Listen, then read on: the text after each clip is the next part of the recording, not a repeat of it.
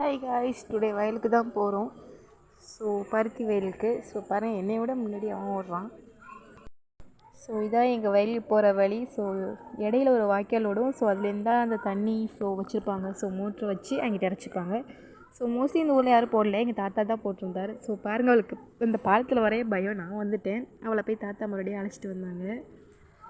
நிறைய பேர் பருத்தி போடல, ஏன்னா நீர் வசதி இருந்தால் மட்டும்தான் அது போட முடியும். ஸோ தாத்தா போட்டிருந்தாங்க. ஏன்னா அந்த ஒரு வயலில் மட்டும்தான் எங்கள் தாத்தாவும் போட்டிருந்தாங்க, மற்ற எந்த வயலுமே போடல. ஸோ அந்த கட்டில் தான் அவர் படுத்து தூங்குவார், இது காவல் கற்றுக்கிட்டு.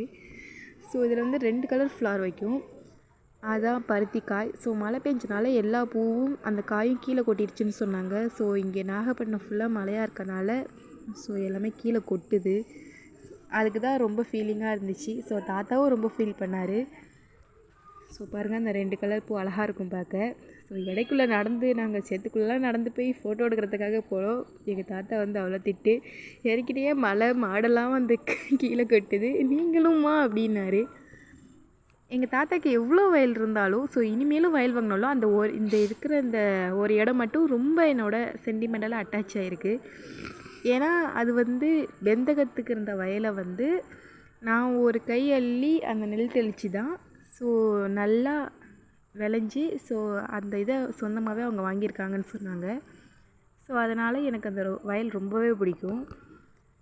குருவ பங்குன்னு சொல்லுவாங்க இங்கே. ஸோ அப்படியே பார்த்துட்டு தாத்தாக்கு டீ குடிச்சிட்டு கிளம்பியாச்சு. ஸோ இந்த நாங்கள் தான் அந்த நடுவில் போகிறோன்னா, இவனும் அந்த நடுவில் போய் நின்னா ஜிம்மி. ஸோ அப்படியே வீட்டுக்கு கிளம்பியாச்சு. ஸோ வயல் பிடிச்சிருந்தா கண்டிப்பாக கமெண்டில் சொல்லுங்கள். பருத்தி போட்டிருக்காங்க 1 lakhsக்கு இப்போயே ஸ்பாயில் ஆகிட்டுன்னு சொன்னாங்க தாத்தா. ரொம்பவே கஷ்டமாகிடுச்சு.